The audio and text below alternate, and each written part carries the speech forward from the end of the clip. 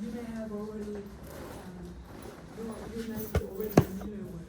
So just keep it in mind. Okay, so we can make an analogy so that if we're talking about nucleic acid, we can talk about individual nucleotides being like letters. And 3 nucleotides make codon, just like if you combine 2 or more letters, they can be made words. Then codons make up genes, much like the sentences. And sentence, we have beginning of the sentence, at the end of the sentence. So we talked about how in the genes we have specific start codons, stop codons that serve as punctuations. And then you and I have about 23,000 genes in our DNA, so it's kind of like a novel. And some of those epic novels have 3 parts, 4 parts, etc. Analogous to our chromosomes, considered as volumes of novel. So the question that people have been asking when they were looking at this analogy is that, is it possible to edit the genomic material? And for a long time, the answer was definitely no. How dare you? Because you don't want to mutate the DNA or edit the DNA because that's what has the instruction for everything. But this kind of began to change in the 60s and 70s when they realized, or when we knew enough about how bacteria life cycle is, how they can be infected by viruses, and also discovery of different enzymes that are involved in replication, transcription, translation. And all of a sudden, people began to think, maybe it's possible to change genomic material. And today, the answer is a resounding yes. And with recombinant DNA technology, used to be called genetic engineering.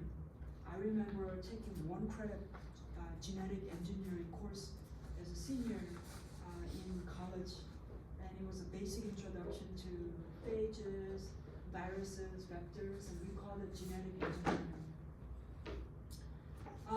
What's revolutionary about recombinant DNA is that we really erase the boundary from biochemistry to biology, so that a typical biochemist can easily transition back and forth and do classical biochemistry work, but they can also engage in recombinant DNA work and feel like they're molecular biologists. So that clear distinction between biochemistry and biology is no longer there. We can easily interface back and forth. All right, so what made this rapid progress possible? This was in the 60s and 70s. These are the key tools that led us to this huge revolution, let's say, in molecular biology. Basically, discovery of tools of restriction enzymes that can be akin to like molecular scissors to cut DNA at a very specific site. Various blotting techniques, we've already discussed Western, but we can also have analogous blotting techniques looking at DNA called southern blotting, or looking at mRNA or northern. We also have methods for sequencing DNA. We also developed in an artificial test tube setting ability to make small stretches of DNA. I'm talking about like 20 or 25 nucleotides long. And that's under the umbrella of solid phase synthesis of nucleic acid. We're using synthetic chemistry, not physiologically relevant chemistry. So this part I'm going to skip, because unless you do this as your profession, there's no need to know this chemistry. These days we tend to we tend to just rely on companies that they only make the synthetic nucleotides or nucleic acid, etc. And so there's no need for us to know this chemistry unless you're really in that profession. We also have a way to quickly amplify certain regions of DNA called PCR, polymerase polymerase chain reaction. Both biology department and chemistry department have the PCR machine, and we'll be doing PCR in one of the labs in the winter quarter. Also uses a computer to mine all the data, looking at the degree of homology, picking out potential structures and functions, etc. And so these are all the tools that make recombinant DNA possible. It's so exciting, and we've made huge strides using that. Let's talk about the enzymes alone. We're going to talk about, well, we've already talked about DNA polymerase, but there's a DNA polymerase from thermophilic bacteria that live in volcanic vents. These bacteria, their ambient temperature is really high. So their enzymes, such as DNA polymerase, is very heat stable. And so that when we do PCR, when we have to raise our temperature of the reaction up to 95 degrees, we can't use normal DNA polymerase. It'll quickly denature. But we can add DNA polymerase from thermophilic bacteria called Taq polymerase. That's one of the examples. Then we can do even things like PCR. Of course, it's interesting in recombinant DNA, we also sometimes use RNA polymerase and also reverse transcriptase. Now we know how reverse transcriptases work in retroviruses. We exploit those functions of these enzymes. We isolate reverse transcriptase from those retroviruses, and we use them for our own means to specifically modify DNA. We also have nucleases. These are very general molecular scissors that randomly cut DNA. Endonuclease cut DNA somewhere in the middle of the DNA. An example is a restriction endonuclease. Exonucleases cut the DNA from the end. So if you have a piece of DNA like this, they might start to degrade one nucleotide at a time from the 3' end or 5' end. And then if you leave that alone, and eventually all the DNA will be broken down into nucleotide. But if you have endonuclease, which cuts DNA somewhere in the middle, and a specific example might be restriction endonuclease, it might cut specifically at a particular location somewhere in the middle of the DNA, not from the end, and chewing away the DNA. DNA ligase enzyme is molecular version of glue that will fuse two or more DNA that have compatible ends and helps to make new combinations of DNA to make recombinant DNA possible. So authors highlight a specific type of endonuclease called restriction enzyme. These are naturally occurring enzymes made by bacteria. You and I don't make them. They're called restriction because E. coli, other bacteria, they're constantly being invaded by viruses. And so when the viral DNA is injected into E. coli, these enzymes go around, survey the cell, and when they recognize the foreign DNA, they'll cleave the DNA and stop the viruses from taking over the cell. Now, these enzymes could have the potential to also cleave E. coli's own DNA, but E. coli's DNA is protected because it's methylated. So usually adenines are methylated so that even though restriction enzymes can recognize some sequences within E. coli DNA, they don't cut them because E. coli DNA is protected. So these restriction enzymes restrict, prevent the foreign pathogens from taking over bacterial cell, and they're basically part of bacterial host defense system to prevent the foreign DNA from taking over the cell. Now, what's interesting is that a lot of these restriction enzymes, they recognize a particular DNA sequence, and it's double-stranded DNA, not single-stranded DNA, or not single-stranded DNA hybridized with single-strand RNA, all right? The funny thing about these recognition sequences is that they are palindromes, that is, they read the same on top strand, bottom strand, when you go 5 to 3'. So here's one that's from this bacteria Streptomyces acromogene. Hope I'm pronouncing it right. it reads CCG, CGG, and it reads CCG, CGG. And a lot of these recognition sequences also have two-fold symmetry.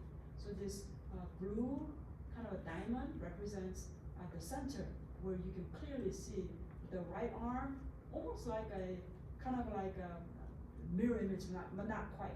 Okay, so the right side and left side have kind of like a similar symmetrical relationship, and this particular enzyme cuts right between the cytosine and guanine on the top strand, and cuts between this cytosine and guanine on the bottom strand. So then, when you cleave a DNA like that with that enzyme, the left arm of the DNA looks like this, CCGC, and the bottom strand is GGC. Okay?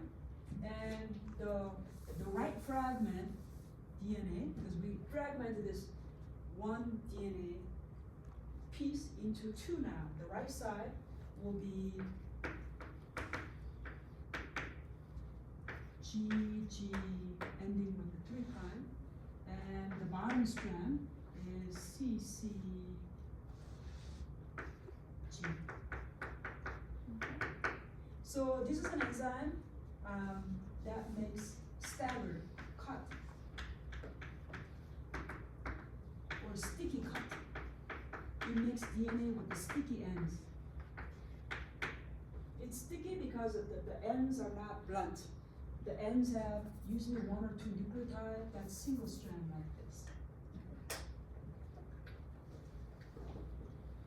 Here are more. A lot of these restriction enzyme names come from, it's an acronym, comes from the first letter comes from the genus, and the second and third letter usually come from the species. So EcoR1, that's probably the most famous one, comes from Escherichia coli, and the specific strain R, and maybe this is the first one, EcoR1. It recognizes a double-strand DNA with the sequence GAATTC, GAATTC, both reading from the top and also from the bottom. Again, there's that two-fold symmetry. It cuts right here, right after the first G on both strands. Again, this also leads to DNA ends that are staggered or sticky. So what you can do is you take this one fragment of DNA, you isolate it from this end. Now you can join it to a foreign DNA or plasmid that has a sequence that has an overhanging single strand guanine that can hybridize, and you can join the two ends with DNA ligase, and voila, you make a new combination of DNA.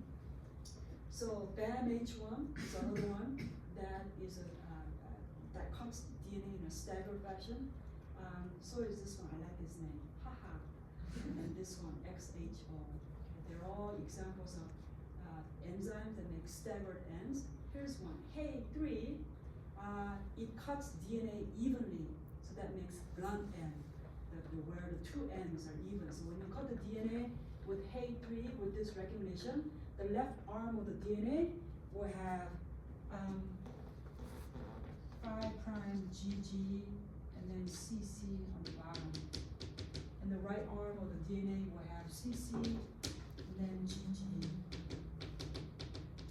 you can see the ends are blunt because they are both fully hybridized. But I think this is the best acronym, or not the acronym, palindrome, right? And polymers too. Okay, so how can we use resistant enzyme? Yes, I agree. How can you use resistant enzyme? Well, they're kind of like trypsin and chymotrypsin that cut protein at particular spots. When you have a piece of DNA, you can actually fragment the DNA with different resistant enzymes, and you can map the DNA. You can look at the pattern. And so, let's say I have a double-stranded DNA like this. I want to map this DNA. That means I just want to see where resistant enzyme cuts on this DNA, where the second resistant enzyme cuts, where the third resistant enzyme cuts. And I'm just going to build a map, okay? And so I take this DNA, there are many copies of this, put it in 3 different test tubes. In test tube number 1, I add Equar1. Next one, I use BAM-H1. Third one, I use HAHA1, okay? I give enough time for each enzyme to cut the DNA. And then I'm gonna have to separate the DNA pieces that are fragmented, all right? So this is just like polyacrylamide gel electrophoresis, except that there's no SDS required because DNA backbone, RNA backbone, have sugar phosphate backbone that are uniformly already naturally negatively charged.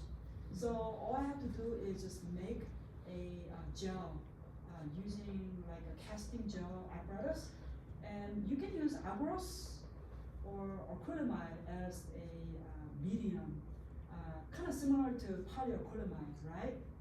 And then I might also add a little bit of dye called ethylium bromide. Ethylium bromide structure is shown here. It's very flat and it's very highly conjugated. And so when you impregnate this gel by adding the dye and letting the gel solidify, it kind of makes like a very nice, smooth finger jello kind of a substance through which DNA can seep through. So I'm going to attach cathode here on the top, on this side, and the anode here. And then now I'm going to let electrophoresis occur.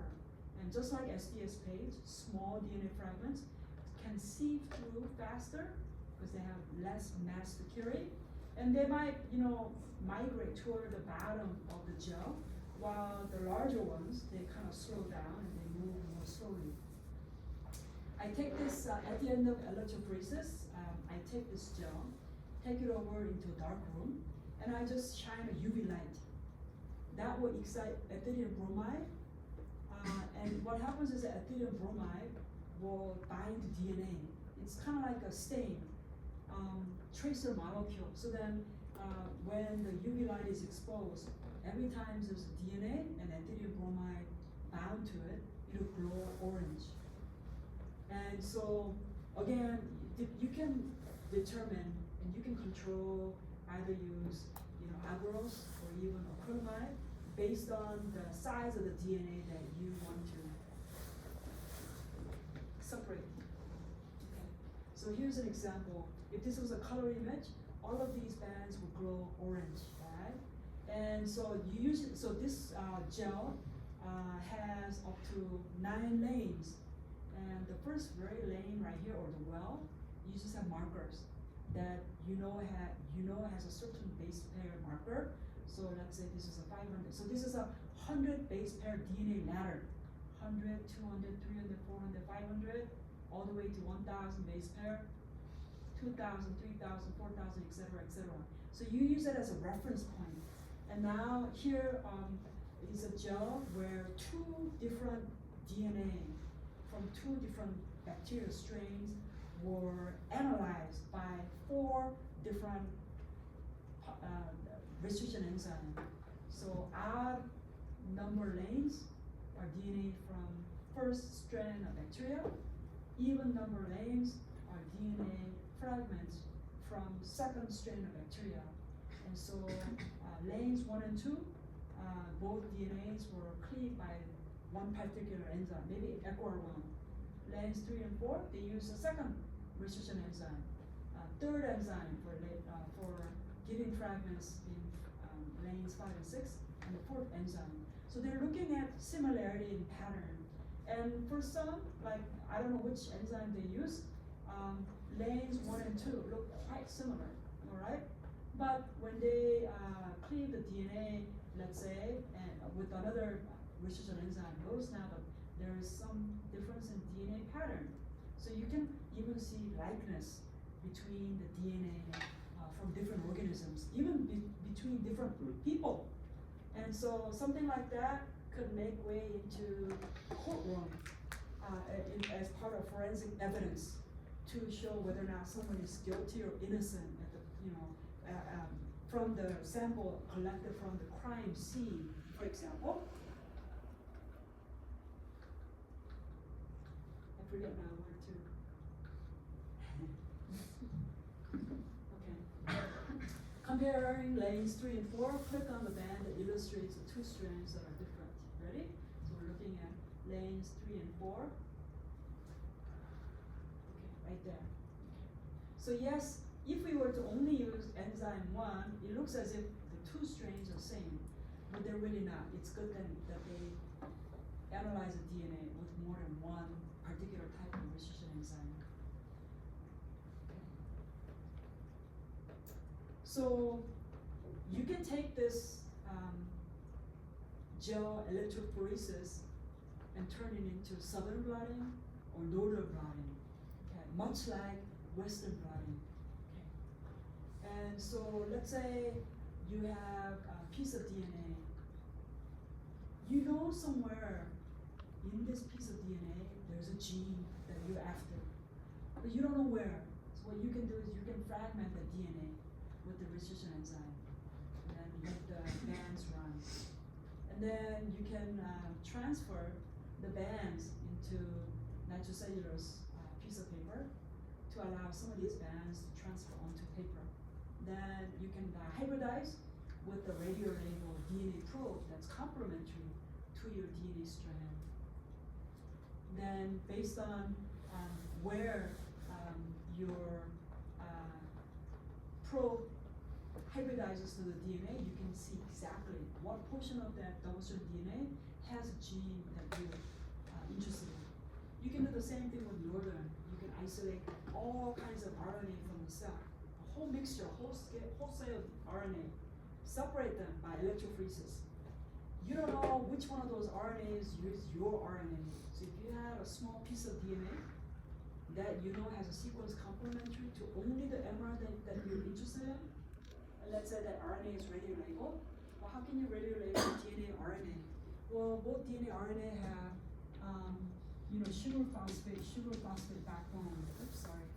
Can't write, think, and talk at the same time. So we have isotope of phosphorus, like let's say P32 rather than P31. That's radiolabeled. And so you can actually buy P32 label, and you can use that to covalently tag to your DNA probe, small piece of DNA that you know has sequence complementary to your RNA or even your DNA. And then you can hybridize, and then now you look for the radioactivity. If you didn't want to use radioactivity because it's dangerous, you can use some other molecular tag like a chemiluminescence tag that will glow or that will yield light, for example, or that will fluoresce, etc. So here, in both cases, you're using a DNA probe, short stretch of DNA that is complementary to the fragment that you're after. So this is very much like Western blotting. Instead of separating proteins by size on SDS page, now you're fragmenting the long chromosomal DNA, allowing the release fragments to be separated by size, by electrophoresis. Then this is gel, so we're gonna transfer some of that information, the DNA bands, onto a nitrocellulose paper, because nitrocellulose paper is a lot better to work with when you're doing blotting. But you still have this to go back to. That's kind of like your master plate, and that's your replica plate. And then you put this nitrocellulose sheet inside of a zipper bag, rubber, plastic zipper bag, and you add your radiolabeled DNA probe. And then, or this could be fluorescent labeled probe. And then you give enough time for the probe to find the complementary sequence and bind. And then you just make sure you check to see where within this strip of paper the radioactivity is or the fluorescence is. So if this is southern, where we're resolving DNA and looking for a particular DNA fragment with the sequence of choice, we can do the analogous blotting, northern blotting, by separating mRNA and then again blotting to look for a particular RNA. So how is this used? This is basically DNA fingerprinting. So let's say at the crime scene, you only need just one piece of hair or a small speck of skin, one drop of blood, etc., etc., and you can isolate DNA from that piece of biological sample. You also collect similar sample from suspect 1, suspect 2. A lot of times if it's a rape victim, they'll also maybe test husband just to make sure that the husband is ruled out. Isolate the DNA, and we're gonna shortly talk about a process called polymerase chain reaction, where within just few hours, you can amplify the DNA manyfold. You only need, in extreme conditions, just one mononucleotide double-strand DNA, but in just few hours, you can amplify the DNA 1 billion fold. Why do we need that much? So that we will have enough enzyme, we'll have enough DNA to cut the DNA with restriction enzyme, and then also separate the fragments on gel electrophoresis like this. So then after staining, so this is a restriction mapping. This is the DNA pattern from, let's say, from the semen that was collected from the rape victim. And this is the samples collected from suspect 1 and 2. So you can probably rule out suspect number 1 and have a pretty good indication that suspect 2 might be the person, the perpetrator. The chances of 2 people having same DNA fragmentation like this is 1 in 100 million. So it's very rare for 2 unrelated people to have same DNA fragmentation. So such DNA evidence have now made their cases in some courtrooms when they're trying to establish innocence or guilt of someone at the crime scene. So again, this just summarizes the 3 different blotting techniques. All the techniques very similar. You separate the molecule, either it's DNA, protein, or RNA, transfer and make a replica plate onto nitrocellular sheet, and then you either use antibody in the case of Western, or use radio-labeled or fluorescently labeled DNA for probing DNA or RNA for Southern or Northern.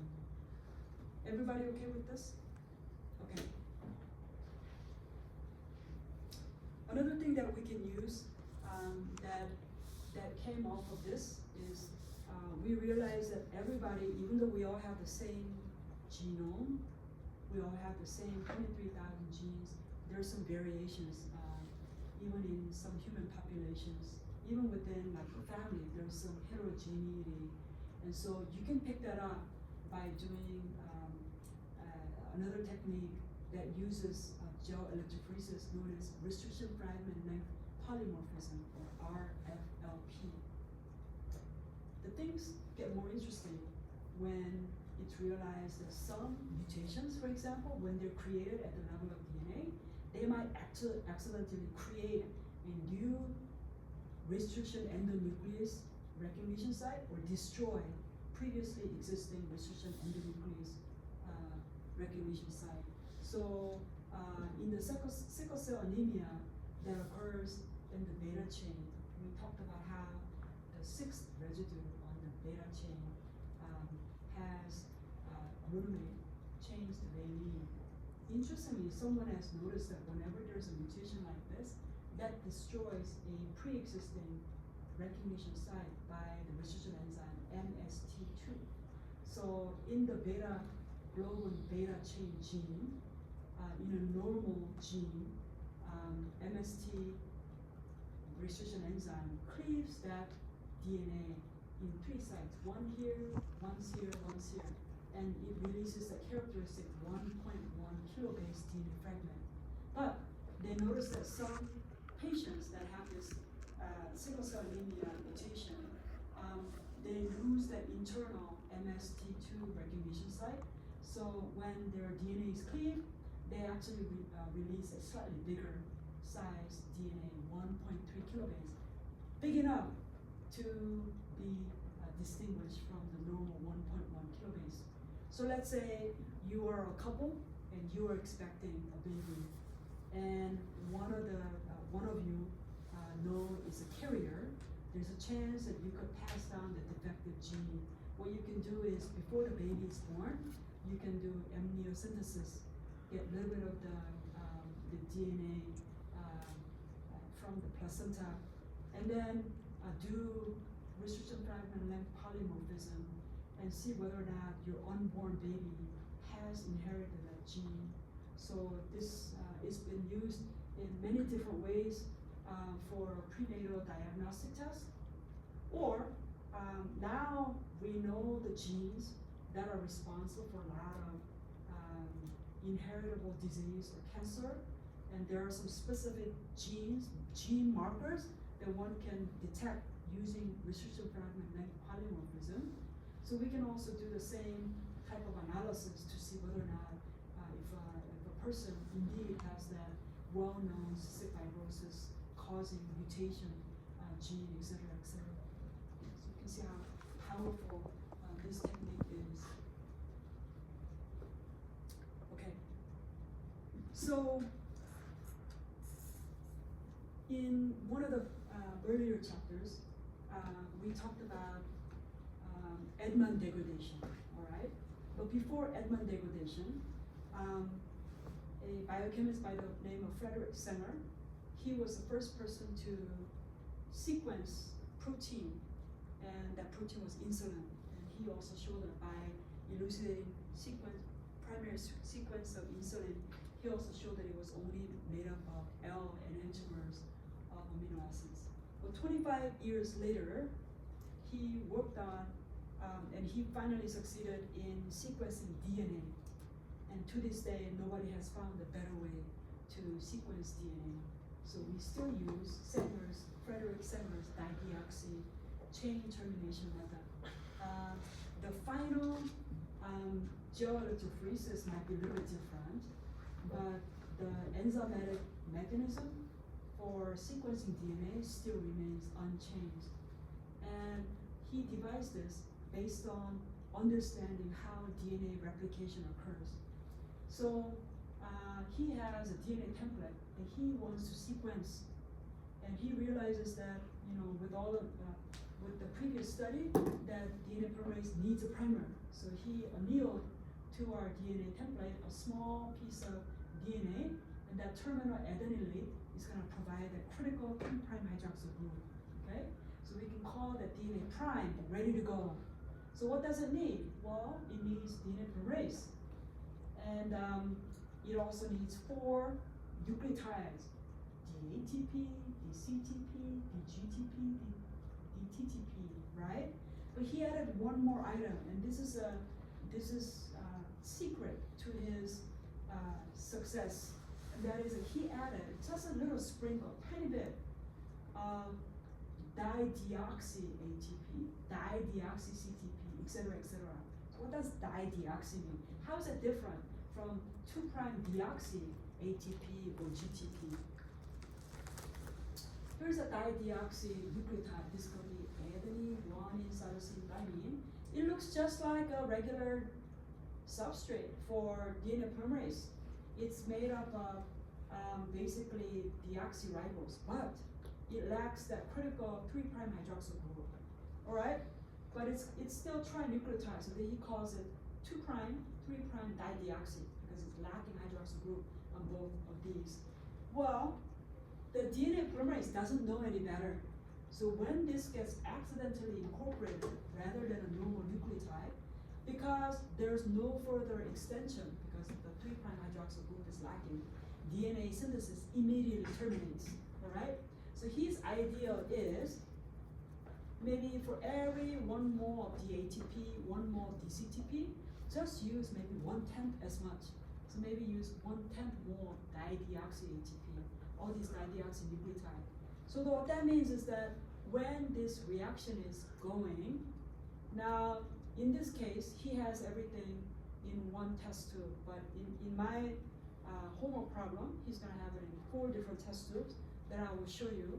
What happens is that if you let the DNA polymerase go to work, what's the first thing it's gonna do? It's gonna use that 3' hydroxyl group to incorporate TTP right here, complementary to ATP. But he added this small amount of dideoxy TTP at a such a ratio so that only 10% of the time dideoxy TTP will go in, and when that happens, chain will terminate. But 90% of the time, TTP will enter, and then now you can go to the next round of catalysis, right? So then after first round, you make this small fragment that has CTTAAT right here. You made that. And that's the smallest fragment, so it's gonna migrate fastest on this capillary electrophoresis, which is a long tube containing polyacrylamide, where all the DNA products are allowed to resolve, so smallest fragments migrate first. In this particular case, we're using fluorescently labeled dideoxynucleotide, and so fluorescently labeled dideoxy TTP fluoresces red. So at the end of this long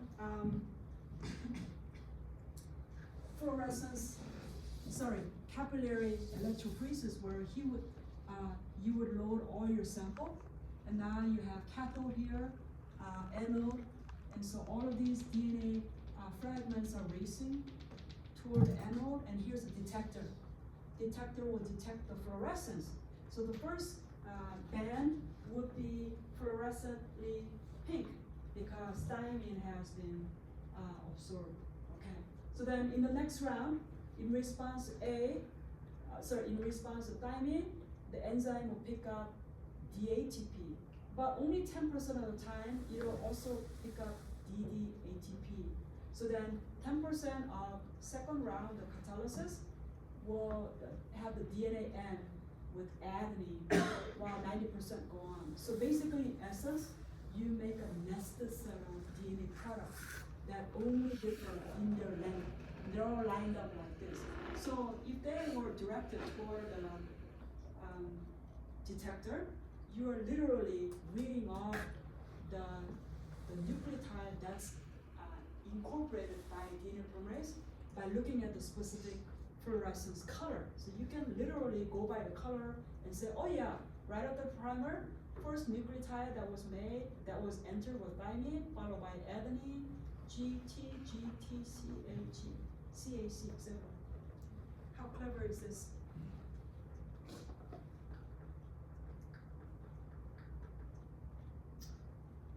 So this is the one that correlates with your homework.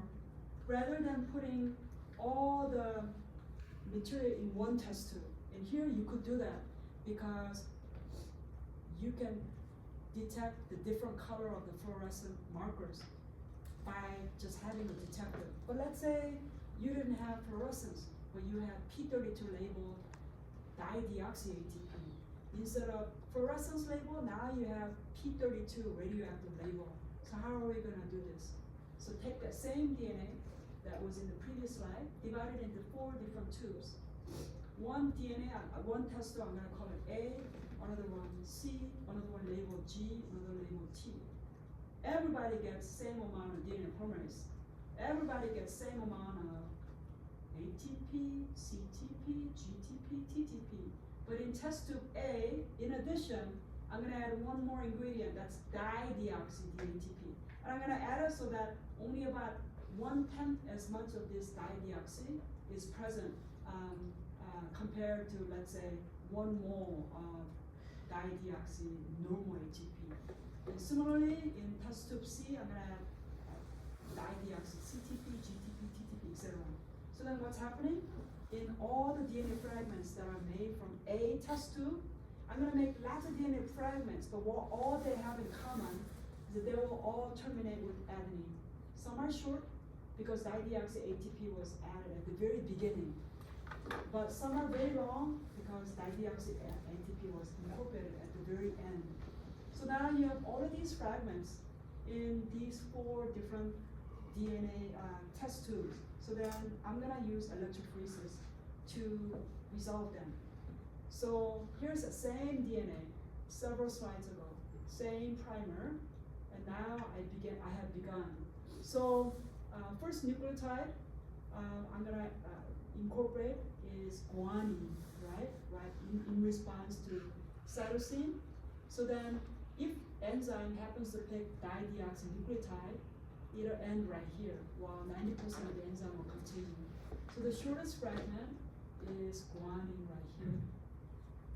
Now, all of these fragments, they're not in all one test tube, but when they're separated out, basically they separate out by size. The shortest fragment is one that has guanine right after this. So you can literally start from the bottom and just gradually reach your way to top. So we can say after CTTAA, next nucleotide added was G, then CG, ATT, ACG. So we just read this sequence that was extended from this primer. Well, if the goal was this experiment was to sequence this template, then all we have to do is make a complement. Just read off from this and write the complement. So then using that, we can literally write the sequence of this template in. So, yes? Does this have a limitation on how long of a DNA part? Yeah. Because it's 90%, 90%. Right. So you can maybe at best separate maybe 500 nucleotides long, but if you go to fluorescent technique, we're using capillary gel electrophoresis. This can have longer DNA, for example. Is everybody good? So I have a homework question where you have to literally pencil in DNA sequence based on the DNA that you're trying to sequence, and see if you can give this a try. It's quite clever. Really reinforcing our understanding of how DNA replication works. Okay, so this was the same thing. Okay. Oh yeah, again, I'm skipping this section.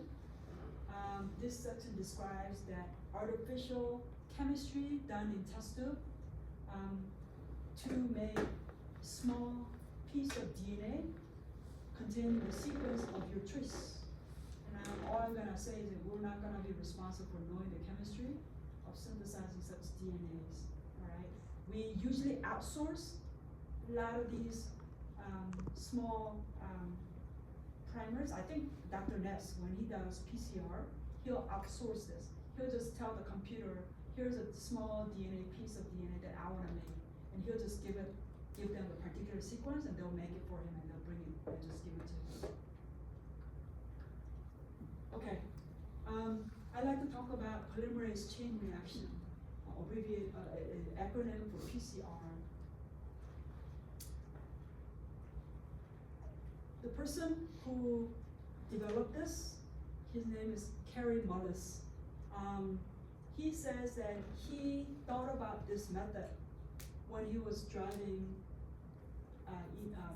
in the midst of redwoods in Mendocino in Northern California.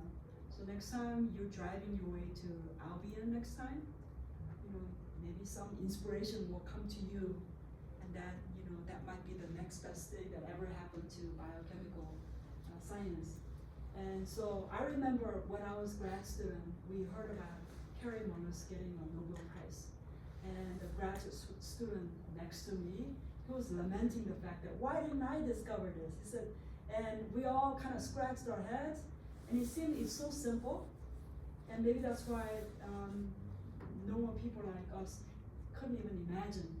It takes some innovation, somebody who's been thinking about this long time to come up with this technique, but it's a technique that we routinely use now. It's a quick way to amplify DNA. And the nice thing is that you don't have to know the DNA sequence. Only thing that you have to know is the sequence of the DNA at the 5' end, a little bit, and at the 3' end. So you can make primer. Again, you can outsource your primer, okay? So, and then you need heat stable DNA polymerase and all 4 deoxyribonucleoside triphosphate. So we're gonna just do DNA replication, amped up really high in test tube, and then just in just few hours. So what you can do is you can literally assemble everything into the machine, program the machine, and then go home and eat a very nice lunch, take a nap, come back, and your DNA is all done. Wonderful. It's pretty cool. Amazing. I'm gonna come back to this, but I think sometimes pictures say 1,000 words. Here's a double-stranded DNA, and here's a target DNA sequence you want to amplify. Perhaps because that's the DNA that was isolated from the crime scene, or maybe that's the DNA that you're interested in cloning. And if you want to clone, you need lots of amount of that DNA. So let's say that you are lucky enough to know a little bit of the flanking sequences at the end that will hybridize both the top strand and the bottom strand. So the first thing you're gonna do is raise the temperature really hot, like almost 95 degrees. This is all done in a machine, and the idea is to just separate the DNA strands. So now DNA is denatured. You wanna cool down the DNA to about maybe 50 or 60 degrees. Idea is you will have added already primers, and one of the primer will hybridize to the top strand, another primer will hybridize to the bottom strand. Now you want to add way excess of this primer compared to the amount of DNA, because you don't want the DNA to snap back to double-strand DNA. You want the DNAs to be separated so that they preferentially bind to the primers, all right?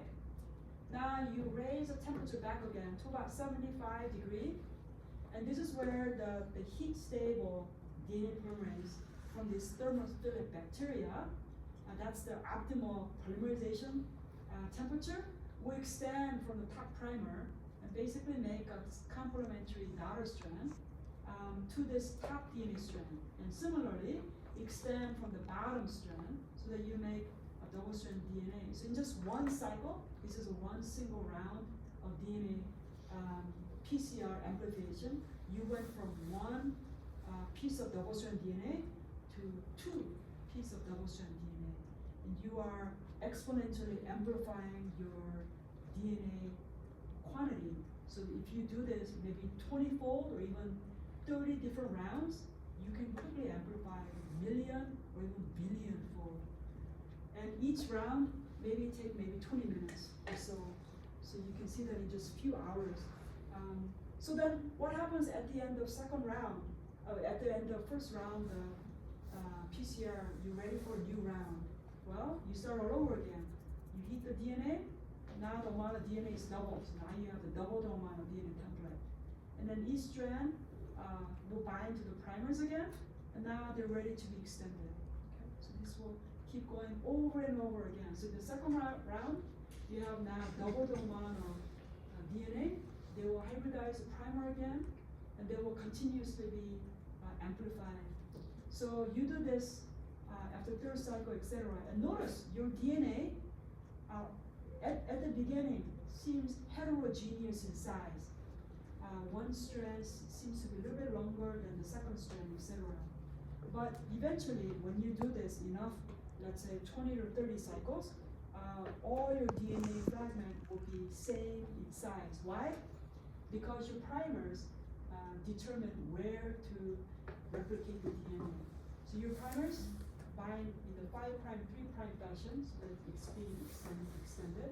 That means that this part of the DNA is not amplified. Same thing, the bottom primer goes from 5', 3', it's extending this way, so that you're not amplifying this part of the parental DNA. So after 20 to 30 cycles, you don't amplify any of these extra sequence. You only amplify those DNA sequences that are bound in between the primers. So only the target sequence is amplified like this. So again, at the crime scene, you might just have a single strand of hair isolated.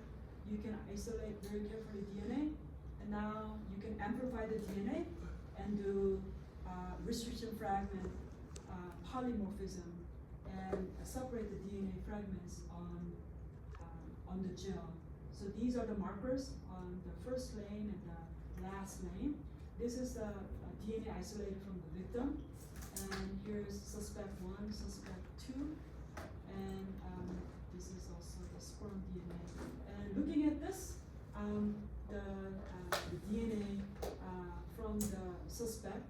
matches a sperm DNA that was found on the rape victim. So we can say, yes, the suspect one, not suspect two, is a guilty one, for example. So PCR data oftentimes is routinely introduced in certain forensic cases, for example. It's also a great way to see the relationship between different organisms. You can amplify two different organisms' data, do restriction fragment, negative polymorphism, and see how close they are or how different they are. I'm gonna end right here, and I feel like we have pretty much covered all the things that you need to do the homework. We covered PCR, we did DNA sequencing, so see if you can complete this homework, right? It's due, I think, end of Sunday or something. If you have any questions, let me know, or you might see me at the fall fest, and I'll be at the castle table. Thank you so much.